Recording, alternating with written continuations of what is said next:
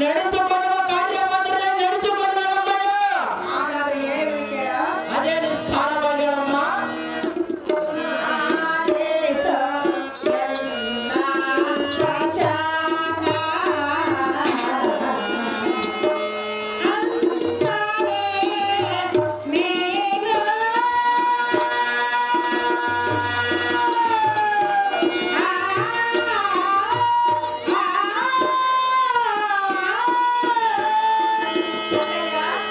ಅಮ್ಮ ತಂಗಿ ಅದೇನು ಸ್ಥಾನವಾಗಿ ಹೇಳು.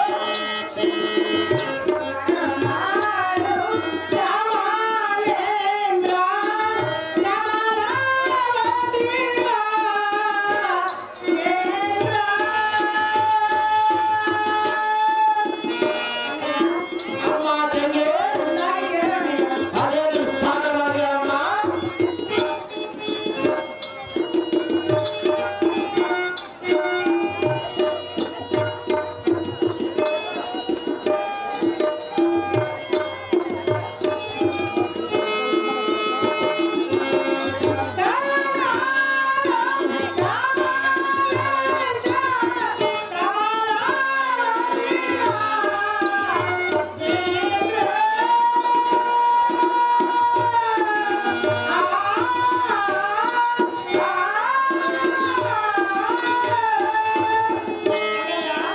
ಅಮ್ಮ ತಂಗಿ ಅದೇನು ಸ್ಥಾನವಾಗಿ ಹೇಳು.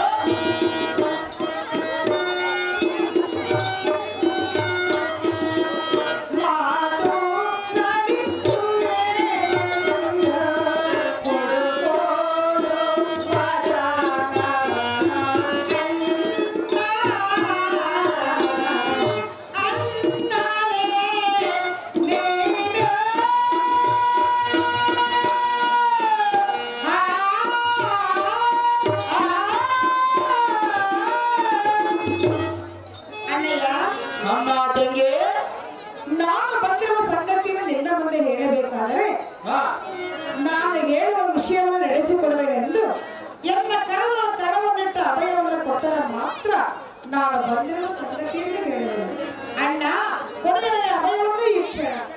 ಅಮ್ಮ ತಂಗಿ ಅಣ್ಣಯ್ಯ ನಡೆಸಿಕೊಡುವ ಕಾರ್ಯವಾದರೆ ನಡೆಸಿಕೊಡುವನೆಂದು ಹೇಳಿದೆನಲ್ಲ ಅಮ್ಮಯ್ಯ. ಹಾಗೆ ಆಗಲಿ ಅಣ್ಣಯ್ಯ. ಅಮ್ಮ ಕಮಲಾಂಬಿಕೆ ಏನು ಮಾತನಾಡಿದೆ. ಅಣ್ಣಯ್ಯ ಇಲ್ಲೊಂದು ಶ್ಲೋಕವಿರುವುದು ಚೆನ್ನಾಗಿ ಕೇಳು. ಚೆನ್ನಾಗಿ ಹೇಳು ಅಣ್ಣಯ್ಯ. ಉದಯ ತರ್ಪಣ ದಿಕ್ಕಿಗೆ ಬಾಗಿ ಪ್ರಚಲಾಯತೆ ಮೇರಿಸಿದಲಂ ಯತಃ ವಿಕಾಸತಾಯ ಪದ್ಮರತತ್ರಸಿಯಂ ನವಹೋತೋಪಿ ಪುನರುತ್ತಂ ವಾಚಿತಂ ಸಜ್ಜನಂ. ಅಮ್ಮಯ್ಯ ಇದರ ತಾತ್ಪರ್ಯವೇನೆಂದರೆ ಏನು ಅಣ್ಣಯ್ಯ? ಪೂರ್ವಕ್ಕೆ ಮಾಡುವ ಸೂರ್ಯನ ಒಂದು ವೇಳೆ ಪಶ್ಚಿಮಕ್ಕೆ ಮಾಡಿದರೆ ಮಾಡಬಹುದು. ನೀರಿನಲ್ಲಿ ಹುಟ್ಟುವ ಕಮಲವ ಪರ್ವತ ಶಿಖರಾಗ್ರದಲ್ಲಿ ಜನಿಸಿದರೆ ಜನಿಸಬಹುದು. ಮೇಲಿಳಿದು ಉತ್ತರವನ್ನು ಬಿಟ್ಟರೆ ಬಿಡಬಹುದು. ಇದು ಅಲ್ಲದೆ ಬಡಭಾಗ್ಯ ತಣ್ಣಗಾದರೆ ಆಗಬಹುದು ಅಮ್ಮಯ್ಯ. ಅಣ್ಣಯ್ಯ ಆದರೆ ಸಪ್ತ ಪುರುಷರ ಕೊಟ್ಟ ವಚನವನ್ನು ಎಂದಿಗೆ ತಪ್ಪಲಾರರು. ಆದ ಕಾರಣ ತಂಗಿ ನಿನ್ನ ಮನಸ್ಸಿನ ತಗೊಂಡ ಏನಿರುವುದೋ ಅದನ್ನು ನಾನು ತಪ್ಪದೆ ನಡೆಸಿಕೊಡುವೆ ಅಮ್ಮಯ್ಯ. ಅಣ್ಣಯ್ಯ ನೀನದಾರು ನಿನ್ನ ಹೆಸರೇನು, ನಿನ್ನ ವಾಸ್ತು ಸ್ಥಳವಾದ ಎಲ್ಲ ಸಂಗತಿ ಬೇಡಪುಲ್ಲದೊಂದಿಗೆ ಬೇಡವಿಲ್ಲ ನನ್ನ ಆಲೋಚನೆ. ಅಣ್ಣಯ್ಯ ಅಮ್ಮ ತಂಗಿ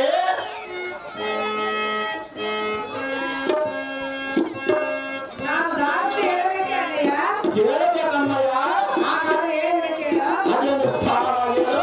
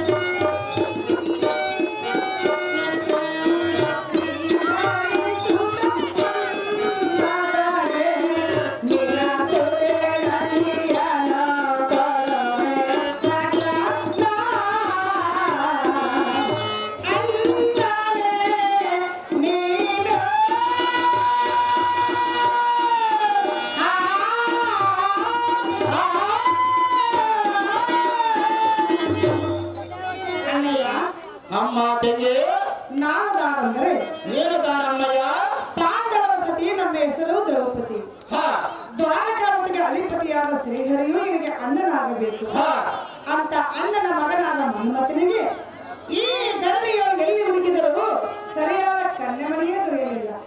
ಅಣ್ಣಯ್ಯ, ಅಮ್ಮ ತಂಗಿ, ನಿನ್ನಲ್ಲಿ ಕಣ್ಣಿರುವುದೆಂಬ ವರ್ತಮಾನವನ್ನು ಕೇಳಿ ನಿನ್ನಲ್ಲಿಗೆ ಬಂದಿರುವೆನು.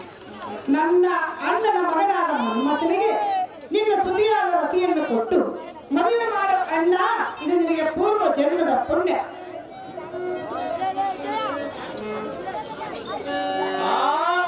ಪಂಚ ಪಾಂಡವರ ಪ್ರಾಣ ನಾಯಕಿಯಾದ ದ್ರೌಪದಿ ಈ ನಗಸಭೆಯಲ್ಲಿ ನಿಂತ ಒಳ್ಳೆಯ ಸುದ್ದಿಯನ್ನೆತ್ತಿದೆ. ಮತ್ತೆ ಏನಾದರೂ ಚಿತ್ತ ಬೇರೆ ಇದ್ದಂತೆ ಒಂದು ತತ್ತರಪಟ್ಟ ಉತ್ತರ ಕೊಟ್ಟಿದ್ದರೆ ಈ ಕಾರ್ಯಕ್ಕೆ ತೋರುತ್ತಿತ್ತು. ಅಯ್ಯೋ, ಕತ್ತೆಗಿಂತ ಅತ್ಯುತ್ತಮವಾದ ಪುರುಷೋತ್ತಮನ ಕೂಡ ಸ್ನೇಹ ಮಾಡದೆ ಹೇಳುವುದಿಲ್ಲ. ಅಹೋ ದ್ರೌಪದಿ, ಇದಕ್ಕಾಗಿ ನಮ್ಮ ರೂಢಿ ಮಾಡುವ ದಿನವನ್ನು ಕೇಳಿದೆಯಾ ಹೇಗೆ?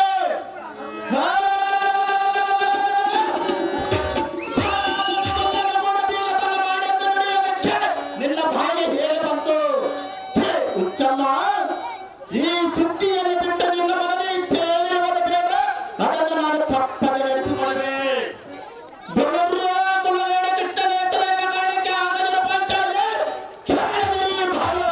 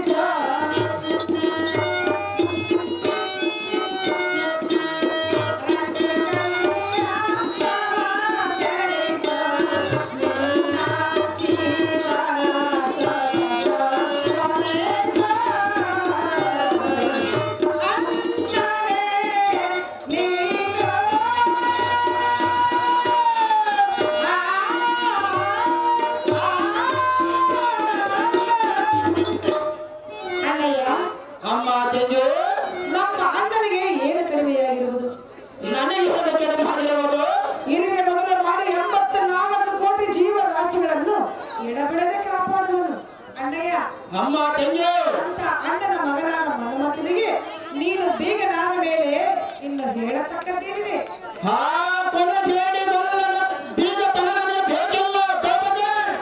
ನೀನು ಆತನಿಗೆ ಬೀಗನಾದರೆ ಈ ಎಲ್ಲಾ ದೇಶದ ರಾಜರಿಗೆ ನೀನೇ ಇದೇನಾಗಲಿ ತಿಳಿದು ನೋಡ ರಾಜ ರವಿ ಕೋಪಿತೆ. ಅಂತ ಬೀಗತನ ನನಗೆ ಬೇಕಿಲ್ಲ ದ್ರೌಪದಿ.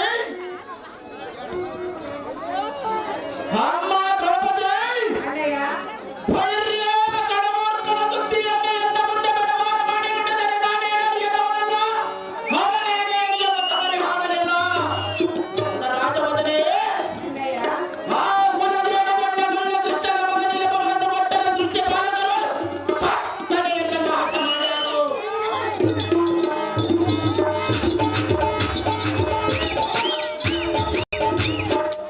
ಈ ಸಭೆಯಲ್ಲಿ ಕುಂತ ಜನರ ಕೈ ಚಪ್ಪಾಳಕ್ಕೆ ಪಕ್ಕನ ಮೆಚ್ಚಾರು. ಅಮ್ಮ ದ್ರೌಪದಿ, ಅಣ್ಣಯ್ಯ, ಆ ಮುಕುಂದನ ಕೂಡ ಬೀಗತನ ಮಾಡಿದರೆ ಎನ್ನು ಕುಲಕ್ಕೆ ಮುಂದಲ್ಲದೆ ಹೀಗೆಪ್ಪಳದು. ಇದೋ ಸುಂದರಿಯಾದ ನನ್ನ ಮಗಳಾದ ರತಿ ದೇವಿಗೆ ಬರಲಿಸಿದ ತೋದರೆ ಹಿಂದಿನಿಂದ ಬಂದ ತಪ್ಪಾಯ್ತೆಂದು ನಿನ್ನ ಕಾಲಗಳನ್ನು ತಿಳಿದುಕೊಳ್ಳಿವೆ. ಹೋಗೆ ಉತ್ತಮ.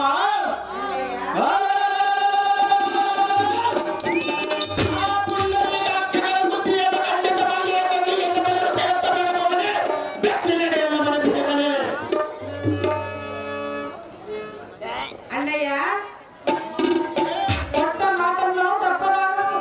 ನಾನು ಮಗಳನ್ನು ಕಡಿಮೆಗಳನ್ನು ನಿಮಗೆ ವಚನ ಕೊಟ್ಟಿಲ್ಲಮ್ಮ. ಈ ತುಂಬಿದ ಸಭೆಯಲ್ಲಿ ನಿನ್ನ ಕರದಲ್ಲಿ ಕರವನ್ನಿಟ್ಟು ಭಾಷೆ ಕೊಟ್ಟರೆ ನಾನು ಮಗಳನ್ನು ಕೊಡುವೆನೆಂದು ಕೈಯಲ್ಲಿ ಕೈ ಹಾಕಿ ಹೇಳಿಲ್ಲಲ್ಲ. ಹೆಣ್ಣು ಮಗಳನ್ನು ಎತ್ತಿರುವಿ ತಿಳಿದು ನೋಡು. ಹೆಣ್ಣು ಮಗಳ ಎತ್ತಿದರೆ ಚಿಂತೆ ಇಲ್ಲ, ಕುಲವೇಡಿ ಬಲ್ಲನ ಮಗನಿಗೆ ಮಾತ್ರ ಸರ್ವತ ಕೊಡುವುದಿಲ್ಲ. ನಿನ್ನ ಮನೆಯಲ್ಲಿ ಕನ್ನೆ ಇದೆ, ಕನ್ನೆ ಕೇಳಿದರೆ ತಪ್ಪೇನು? ಕನ್ನೆ ಕೇಳಿದರೆ ತಪ್ಪೇನಿಲ್ಲ, ಕೊಡುವುದಿಲ್ಲ ಅಂತ ಹೇಳಿದ ಮೇಲೆ ಸುಮ್ಮನೆ ಬಾಯಿ ಮುಚ್ಚಿಕೊಂಡು ಹೋಗಲೇಬೇಕು. ನನ್ನ ಮಗನಿಗೆ ಏನು ಕಡಿಮೆಯಾಗಿರುವುದು? ಮನ್ಮಥನಿಗೆ ಹೇಗೆ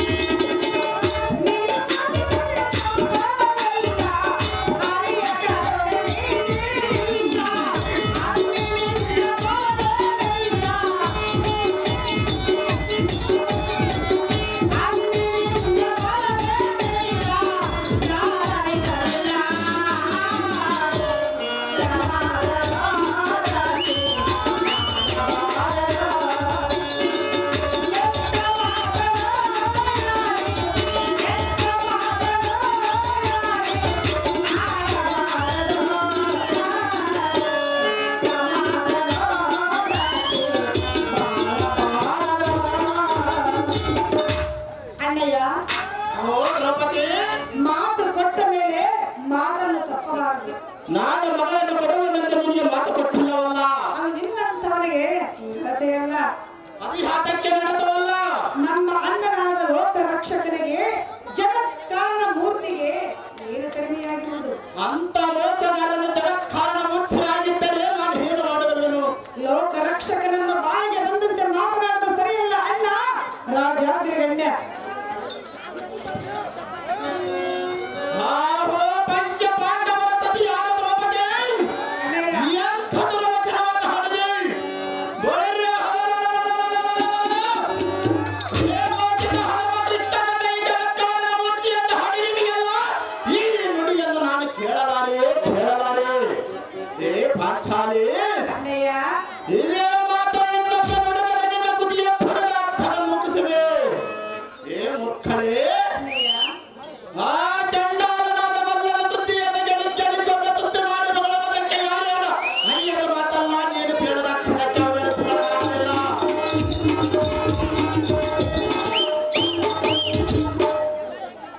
ಏ ದ್ರೌಪದಿ, ಅಣ್ಣಯ್ಯ ಇದು ಹಾಗಿರಲಿ. ಅವನ ಲೋಕ ರಕ್ಷಕನಾಗಿದ್ದರೆ ಒಬ್ಬರಿಗೊಂದು ಮಾಡಾನೆ 16,000 ಗೊಲ್ಲತಿಯರನ್ನು ಅನುಭವಿಸಾನೆ. ಗೊಲ್ಲಗಿರಿಯರ ಪಕ್ಕ ಬೆಣ್ಣೆ ಮುದ್ದೆಗಳ ಕತ್ತು ತಿಂದಾನೆ. ಹಲವು ಮಾತುಗಳು ಯಾತಕ್ಕೆ ದ್ರೌಪದಿ? ಎಂತ ನೋಡ ನನ್ನ ಲೋಕ ರಕ್ಷಕನನ್ನಬಹುದೇ? ಛೀ ಇಂಥ ಮಾತು ಇನ್ನೊಮ್ಮೆ ಹಣಬೇಡ. ಅದು ದ್ರೌಪದಿ, ಅಣ್ಣಯ್ಯ ಕಾರಂತರವಾಗಿ ಅವನ ಎದುರುಗೊಳ್ಳದ ತುಂಬಿರುವುದನ್ನು ಯಾವ ದೊಡ್ಡ ಮನುಷ್ಯನಂತೆ ಈ ಸಭೆಗಳು ಕೇಳಿದೆ. ಅಬ್ಬೋ ದ್ರೌಪದಿ, ಅಣ್ಣಯ್ಯ ಎನ್ನ ಮಗಳಾದ ರಥ ದೇವಿಯನ್ನು ಒಬ್ಬ ಬಲಿಯನ್ನಿಗಾದರೂ ಕೊಟ್ಟು ಕಣ್ಣ ಪ್ರೀತಿ ನೋಡಿದನು. ಕೃಷ್ಣನ ಮಗನಿಗೆ ಮಗಳನ್ನು ಕೊಡುವುದಂತೆ ಆ ಕೃಷ್ಣನ ಸುದ್ದಿಯನ್ನು ಎನ್ನ ಮುಂದೆ ಮಾಡಿ ನಡೆಯೇ ಭ್ರಷ್ಟಳೆ. ನಾನು ಮಗಳನ್ನು ಕೊಡಬೇನೆಂದು ನಿನಗೆ ವಚನ ಕೊಟ್ಟಿರುವುದು ಹೇಗೆ? ಕಟ್ಟು ಮಾಡಿ ಕೇಳುವುದಕ್ಕೆ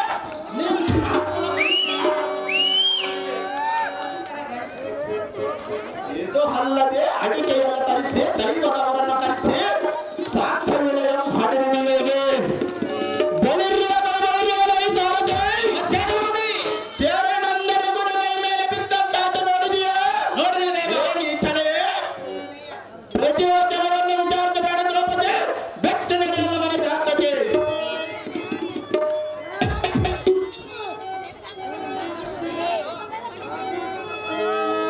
ಕೆಲವು ಮೂರ್ಖನೇ ಏ ಮೂರ್ಖನೇ, ನಮ್ಮ ಅಣ್ಣನಾದ ಶ್ರೀಹರಿಗೆ ಗೊಲ್ಲನೆಂದು ಬೊಗಳುವೆಯ. ಸಹಜವಾಗಿ ಬರೋಣ. ಹಾಳಾಗಿ ಹೋಗುವೆ ನೋಡು. ನೀನು ನಿಮ್ಮ ಅಣ್ಣ ಇಬ್ಬರ ಗಂಡ ಹಾಳಾಗಿ ಹೋಗ್ತಾರೆ ನೋಡು. ನೀವು ಹಾಳಾಗ್ತೀರಿ ನೋಡು. ನೀನು ಹಾಳಾಗಿ ಹೋಗ್ತಿ ನೋಡು. ಕುಯ್ಯ ಕೊಲ್ಲ ಎಂದು ಕೊಲ್ಲಗೆ ಬರುವ ಯಾರಿಲ್ಲ.